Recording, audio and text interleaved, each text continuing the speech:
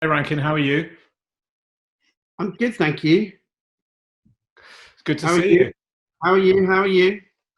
I'm fine, very well. Counting down the days to getting back to some kind of human contact, but everyone well, hopefully on your side of the screen. All good this side, thank you. Great. So tell me, while we are going to work through a few questions and thoughts that have emerged over the last 8 weeks, how's the last few weeks been for you in terms of adjusting to what is a very new world order?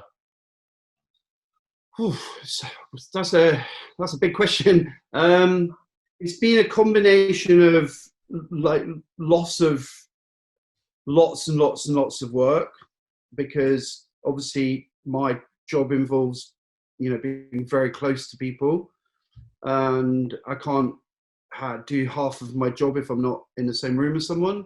Um, Very productive because I've been photographing still lifes for the last 60 days or something. And then on the kind of agency creative side, we've been really, really busy. So very strange. I'm very privileged. I'm in a house in the country. It's beautiful. I feel very separate. So separate in fact that I kind of had to offer my services to the NHS, and I've just been doing some NHS shoots, which is our National Health Service shoots, and that's the first time I went out. I went out last week, and I went out the last couple of days, and it was strange, to say the Wow. least. Yeah.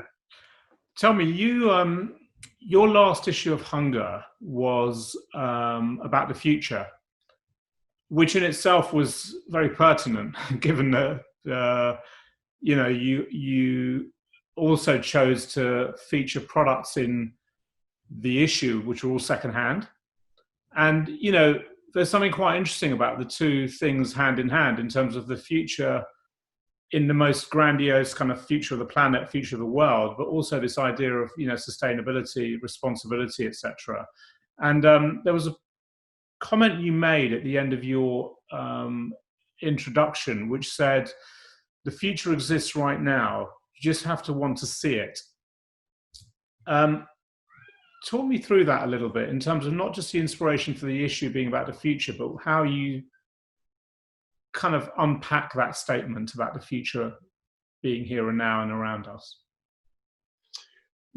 Well, I've been a very big critic of what the digital revolution has brought us negatively. So things like you know uh, our addiction to the smartphone, our addiction to social media. I've been very, very critical of that, and in a lot of ways, we didn't see that coming as a kind of a culture, as human beings.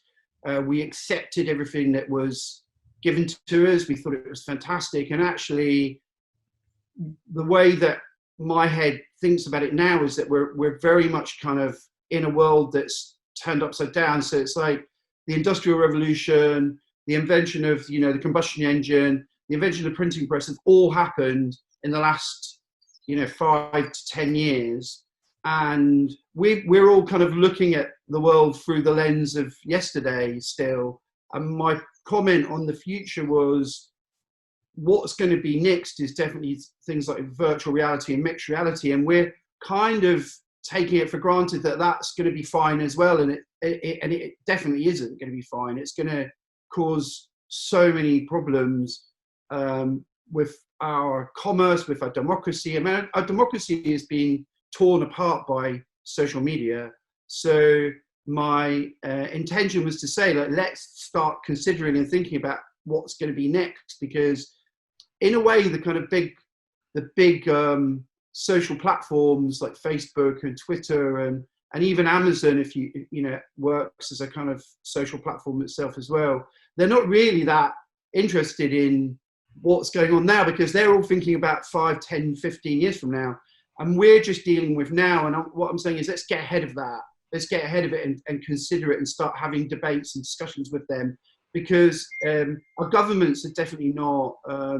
I mean, maybe there's a really great quote, and I think it's by someone awful, but for decades nothing can happen, and then within a few weeks decades can happen. And what's happened with this is within a few weeks decades have happened, and our governments have not been set up and ready for this for a while, and especially the American government. And I think that we've got this potential now. And obviously, when we did the issue, we were running into this. It was obvious it was going to happen, or something was going to happen.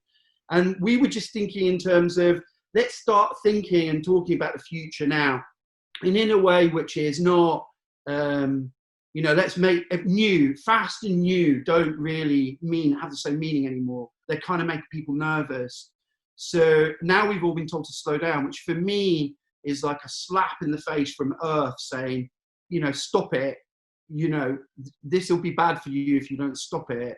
And we've been made to stop. And that's what I was kind of saying in the intro was, look, we need to start talking about everything in a futuristic way, because if we don't, then we'll just get into the same trouble that we've just got into.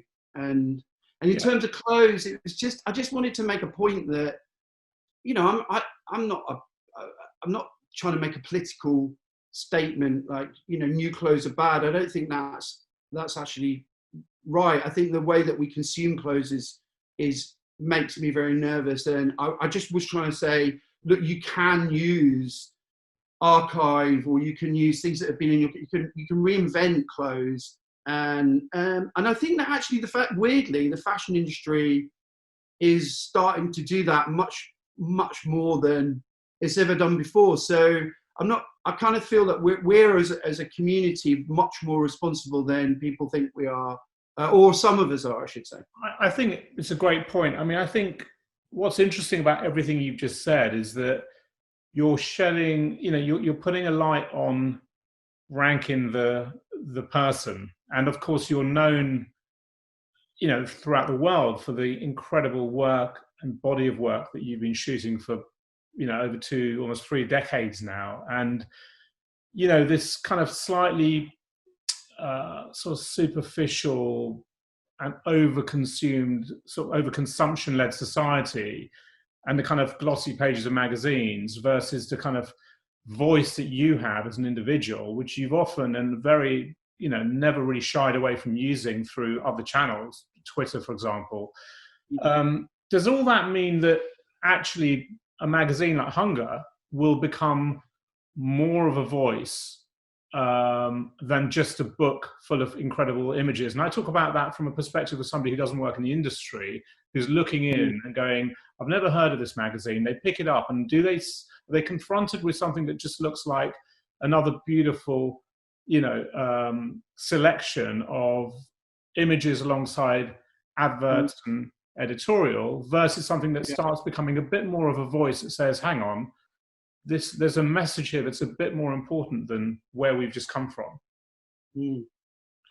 Well, I think historically, from my days at Dazed and Confused right through to Hunger, we've always raised these cultural kind of feelings in what we're doing. We've never shied away ever from having commentary on culture and society and what the architecture of that is and how we can change it. I mean, we at Dazed and Confused, I kind of laugh when people are patting people on the back these days for having diversity on the cover, or for having political commentary within their magazines. We've been doing that since '91, so we've never really stopped.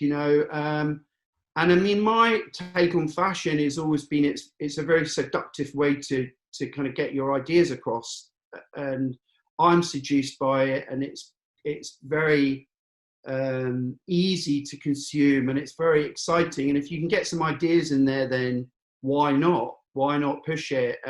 But for me, I guess like Hunger, what we did with the latest issue was show that you don't have to buy new clothes to look good, and using that as just a reminder of what it used to be like when we all couldn't afford clothes. And when fashion wasn't as all-consuming as it is now. It was just a note, really. But if you look at the images, they're super seductive, and they sit next to any fashion magazine anywhere. But yeah, I've always used fashion. I mean, I'm in a sense, I'm not a very good fashion photographer because I don't love fashion the way that real, like a Merton Marcus or, I don't know, Mario Testino, they love it. They absolutely love what the seduction is and the kind of quality of the clothes. And I've always used it as a way of getting my ideas in. And because of that, I think, I have great admiration for people that can do it really well. I think it's a really good way of me sneaking a bit of politics in, or a bit of, anarchy, whatever it is. There's always a bit of an idea going on with me. And I guess that's kind of more coming from a conceptual art point of view, because that's what I studied at college. So, but I loved the seduction of fashion. I love magazines. I love looking at them. I love consuming imagery, and I look at those images by other people, and I'm like, God, I wish I could do that, but it just doesn't. A, I can't. I'm not very good at it, and B, I've always got these ideas going on in my head. We'll come on to talking about the work and your work, because there's so much in there to reference, but based on what you just said about fashion versus non. But just before that, just talk me through how you see the role of a print magazine in the future. Because, of course, we all love print. We grew up through an era of analog, and that's not sort of, something that we will necessarily always just look back upon in a sort of rose-tinted way. There's something brilliant about physical objects and products, but the role of a fashion magazine in a print version is, I think, today fundamentally different to what it was meant to do in the past. How do you see that versus the digital access that you've provided, certainly through this issue of Hunger Being Free?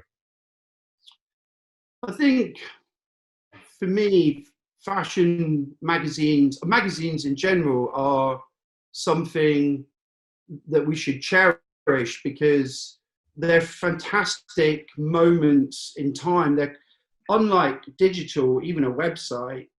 Yeah, that self-contained thing for me is just, you can't beat it. You can't beat working on it. You can't. But financially, they have to be subsidized now by digital. You can't. The thing about fashion is that so many people see it as an art form, especially people within it, but it's so much about commerce, and it's about selling clothes, and it's about making money, and there's nothing wrong with that. We've been buying into that for years, Dazed and Another and Hunger, but the magazine itself now has lost so much of its relevance in that arena, unless you're at the kind of real top of the pyramid in terms of who you're reaching. It's not got the same resonance. And I think that creativity, like you used to borrow a piece of clothing, and then a great stylist would put it into a story, a conceptual story, or a trend story, and that was how the fashion consumer understood, the ideas that were within collections, and how they relate to them, and what the seasonal trends are, and there's something fantastic about that. But it's gone in print. It's really, the best magazines have really understood that celebrity is what sells now, and to turn the celebrity in and make them kind of almost the muse of the magazine for the issue. I hate the word muse, but that is much more relevant to the audience now than it was when it was a supermodel. So I think that, and really the ads, the ads are only reaching thousands of people, whereas the apps are reaching millions of people. So what I always say to my team is, do you consume your fashion in magazines, or do you consume it on social? And all of them consume it on social. So I always say, just balance it. Just make sure the balance is right. Don't just put all your energy into the magazine. Of course, it's easy to do that because it's so exciting to make a magazine, and it's so collaborative.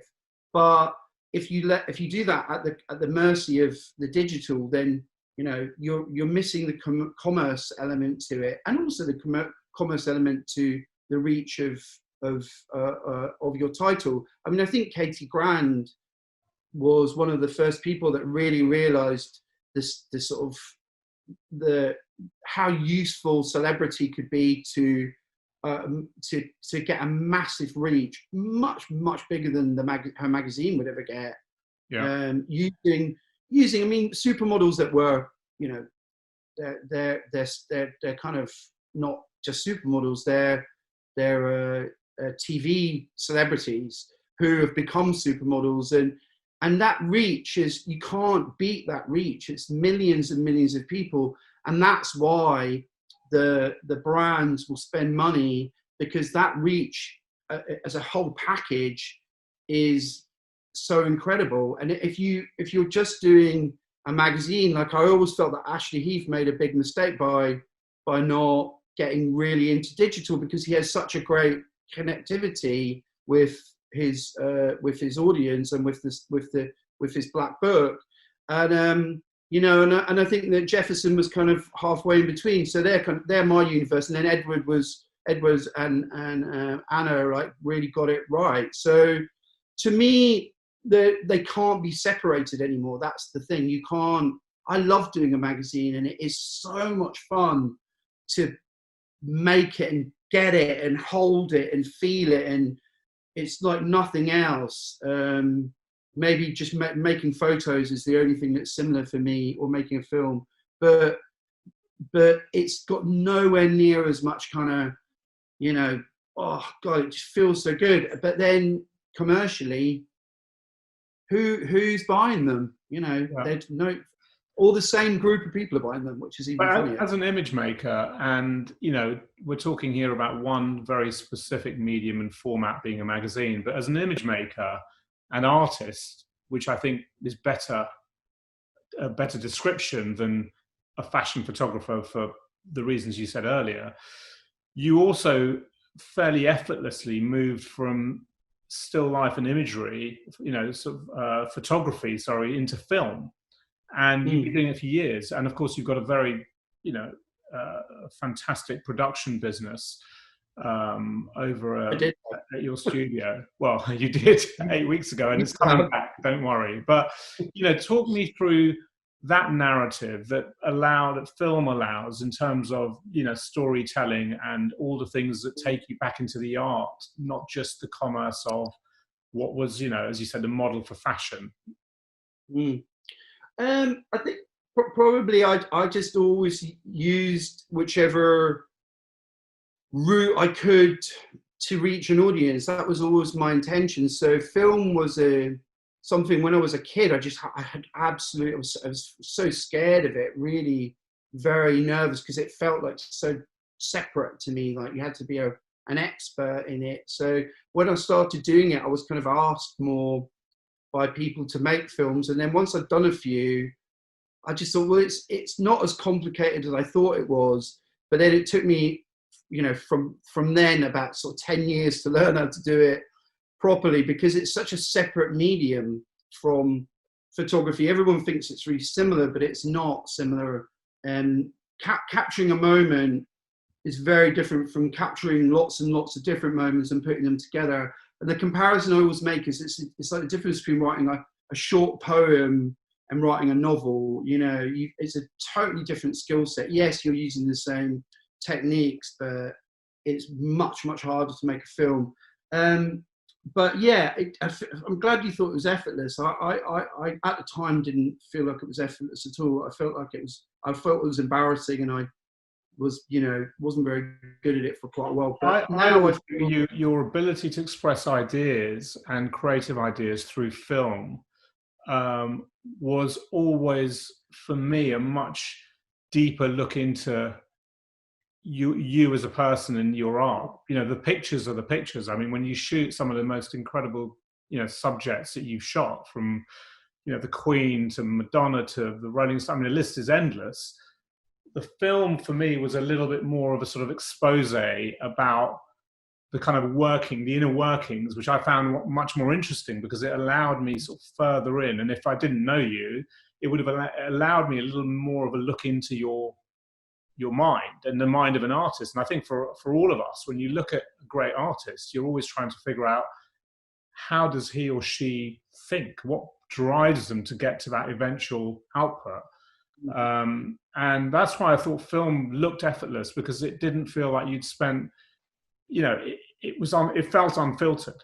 And clearly I'm talking about work that was, maybe films rather than commercials, just around a sort of a very strict sort of commercial requirement. But, I think film and photography together are, very, as you said, completely different forms and, coming from the same place with different techniques, and not everyone can do both. And many people have shown that it can't be done as easily.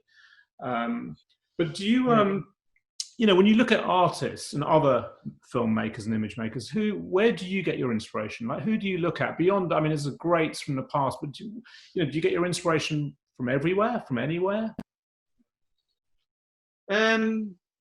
I tend to not get inspired too much by other photographers and filmmakers. I've done film studies, so I did it at A-level film studies. So I got very into my history of film, and I know enough about it that I can have an intelligent conversation about it. But I find that books the most inspiring thing for me, because they really make me think, and I love reading so much.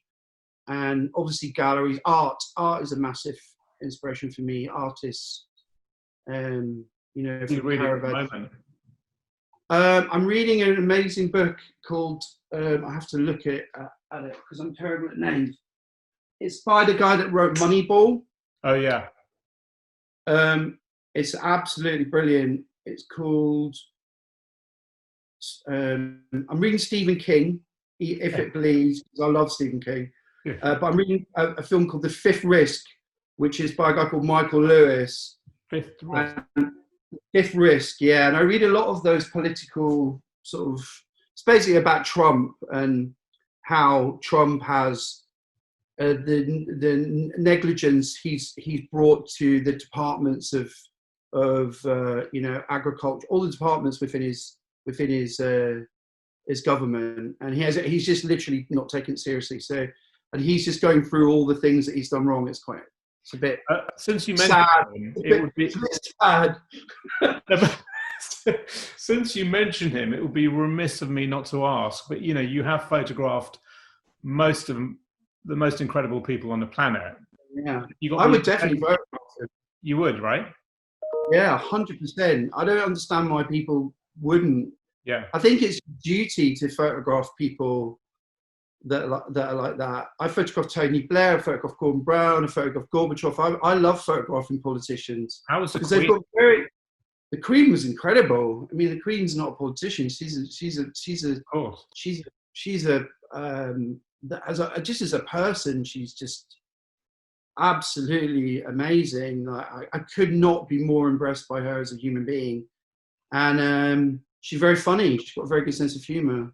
Are they the moments when you're there in such a sort of environment where you go, that's got to be the best thing about it? Yeah, that's when you pinch yourself. That's when you pinch yourself. And when you're walking into Buckingham Palace and you see the Queen walking down towards you with a footman that's 2 feet taller than 2.5 feet taller than her, and that's the moment when she's laughing and you're just going, this is like seen behind the curtain. I love that stuff. But then last weekend I was painted by a painter I've never been painted before, and that was one of the most fascinating things to happen to me as well. So I kind of embrace all those really unique, they're the bits that I love, like going to, I don't know, an amazing location and just going, I would never have come here if I didn't do my job. So I'm really sad that people think I'm not a kind of location photographer, because I really am. I've done lots and lots of it.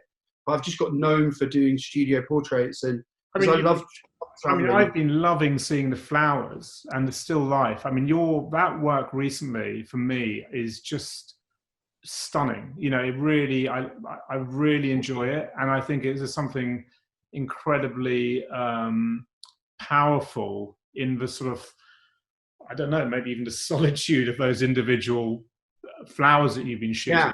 Is that something? Clearly, you've had time to do some other stuff recently. Is that something you would perhaps move towards? Is that a direction of travel in terms of your photography? Because obviously you are known for portraits. I mean, that's really Yeah. the sort of, you know, the calling card. Yeah, I mean, the flowers I've wanted to do for a while. In fact, I've been doing a project with Damien Hirst on the side, which was flower related, and he was encouraging me. We're not doing it as a collaboration. He was just encouraging me to do something, and I was working on it sort of, but it was more studio based. And then the minute this happened, flowers had just been in my head for like 3 years. In fact, to the point that I'd collected so many flowers, dried flowers in my office, that all of the team in the office were like, "You've got to get rid of these flowers. They smell." Even my wife now is kind of, "Get rid of these flowers. They stink." I love them when they're dying or drying, because they become characters, and I just see all these characters or animals or bats or, you know, in them, and then I kind of create like a world around them and photograph them as if they're people. So I can't help but bring the portraiture and the storytelling to the image making. That's it, obviously inbuilt now for me. I'm always looking for a story for a moment. So, but yeah, doing it's been great because I'm on my own. So normally in a studio, I mean, this probably will stop now, but I'd have at least 10 people around me. Right. Even on location, you'd have 10 people around you making these works together. And then doing it on my own was kind of like going back to college, and I've absolutely loved doing it, like, so much. I've been burning them and setting dandelions alight, and which actually in French means something that you probably know the expression, but to a dandelion that's on fire is passion, right? It's passion that burned out. I wish I knew the French phrase. I need to ask Sonia about that. But the French phrase, the burning dandelion, I think it's called. I will find out and come back to you. You know, I think that's something that's interesting when you said that you apply the same time, dedication, sort of approach as you would to people, because that's maybe what, when I was looking at the pictures, you've just given me the sort of explanation that you brought these even dried flowers to life. They have this, there's depth in the whole thing. It's not just a dry flower, but it's really super interesting. And yeah, I can't help myself.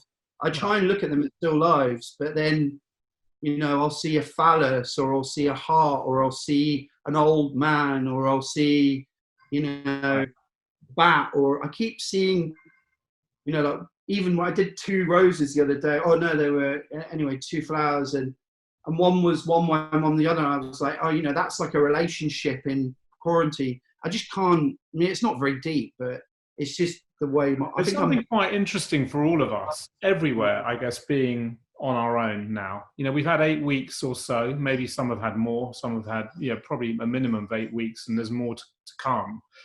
And this idea of going right back, as you said, to being on your own, and you're back at the sort of front line of creating and inventing without the team, without the structures. And many of us work with structures around us and support from other people and colleagues. But you know, what has that taught you? I mean, you've obviously, I found that it's allowed me to look much deeper into myself and look at kind of where I'm most resourceful, where I'm happiest, what I'm able to adapt to, where I can be most agile, and then where I'm not so agile, where I'm not so flexible. What are you finding now in the sort of reflective moments of what you've just gone through and may continue to go through for some time? I think probably one of the things that I was surprised about the most was how much I like to be in control, and how out of control for the first 2 or 3 weeks I felt. And I couldn't I found that almost the most difficult bit. Like, I realized that the way I've set up my life and my world is so that I'm totally in control of every part of it. And to have that sort of rug pulled from underneath me made me realize how much I rely on it and how fearful I am of it. Right. And then I had to let that go. And I was really shocked at how much I relied on it, and then how much I was able to let it go, because I didn't think I would. I was so freaked out at first, but I think probably everybody was in that way. And then in terms of reflection, definitely to be self-sustainable as a kind of creator was really reminded me that I didn't need, that whole thing around me. Like, I really felt it was quite strangely quite a freeing experience to go, right, well, I'm going to get my kit and I'm going to go and set up my little studio, and then I'm going to start, and I'll be phoning one of my team going, so this is how I do it, right? And they're like, yeah. For the first couple of days I was like, so I'm doing this, and they were saying, yeah, you pretty much got everything right. And I was like, oh yeah, I can do this, can't I? I don't. So that to me was the most to kind of tap back into the creativity without all of the layers, So it was responsibility, which was like, I hate that feeling of not being in control, but then kind of regaining it back through my doing it myself. So I wrote a script, and I never write scripts. Wow. Never write scripts. So I wrote a script for a film, for like a commercial, and I think I'm a really bad writer. So that was, again, like, I just jumping in, I really like. But in terms of reflection, definitely just take it. I guess what I did was regain control. I went, right, okay, yeah, and then went, oh, I can do this. I can cope with this. And then personally, I think I loved slowing down. I really like it. I like not having to travel all the time so much. I'm not as philosophical, I think, as I was before, but I think other people have become more philosophical. I've become more practical. So, don't know. Lots of good will come out of it. I mean, we're all starting to feel that balance between the unknown and the lack of control, and regaining control, and actually now the virtuous things that we're all experiencing in different ways through this, this last sort of near past. And I think that hopefully has to be the most important thing that comes out of it, that we continue with some of the good behaviors as a kind of, as a global community. Humanity will only be better if everyone can take as much as they've learned in the last few weeks around slowing down, around listening, around considering the impact we have on our cities, the environment, and all that stuff. Yeah. I mean, that's got to be one of the, I hope, positive lessons that comes from what has been, a lot of very, very tough and harsh lessons for everybody. Yeah, I mean, I really, weirdly, I think what's interesting is going into it, that's kind of where my head was at. So, and there was a part of me kind of thinking, God, like, at the time, before it happened, I was thinking, I just think we all need 3 weeks off, and we all need, and then this happened, and I was like, shit, did it, that kind of like sense of your own stupidity. God, I wish this on us, on everybody. But I think the hardest thing for me is watching the kids that are on their own in flats, or the people that have had people pass away from it. That's the bit where I'm like, this was preventable. Yeah, we've driven into this like a car crash, and I watch them, and I just don't know. I'm always checking. I'm always asking people to check in with their mental health, because 100%. That works most. Sort of combination of man's sort of irresponsibility and nature's kind of voice coming together, going, that's it, enough, and hopefully the lessons will be learned. I truly believe we're being told by the earth, not by a god, not by anything, but by the planet, stop. This is a warning. This is a warning shot, and luckily my head was in that space already. So that to me is just like, well, we all. It's kind of like, if you don't listen, we're really stupid. So. Yeah. One final question, and then I will leave you to go and look through your dried flowers. Get back to your book and scripts. So here we are all at home. Maybe not everyone when they're watching this when it is eventually broadcast, but who would you love to photograph in their home right now? Wow, that's a good question. I haven't really thought of anything like that. I mean, that's a really good question. I mean, when people ask me who I'd like to photograph, I'm always really a big believer in sort of I don't chase people, so I've never really wanted to chase. I always kind of think, it's a bit sad, but I love that serendipity when two people a person puts you together, But obviously, when I do the magazine, we have a list of people. But at the moment, I mean, I would, I know it sounds bizarre, but I would love to be inside Trump's house and photograph him. I'm fascinated by that. That guy's spiraling out of control, and I think it's really interesting. To be honest, if it was, instinctive and off the cuff to shoot a man, the president of the USA in his house, in his White House, is probably quite a good answer, actually. I hadn't thought you'd go there, but I'm just fascinated by him because he is now officially the most hated person in the world. It's just not even a question now. And there was a great article the other day where it was like, we've all had like different emotions about America. Some people love it, some people hate it, some people feel sort of downtrodden by it, but they've never felt sorry for it. And now we actually are all sitting here, pretty much the whole world, feeling sorry for America. Yeah.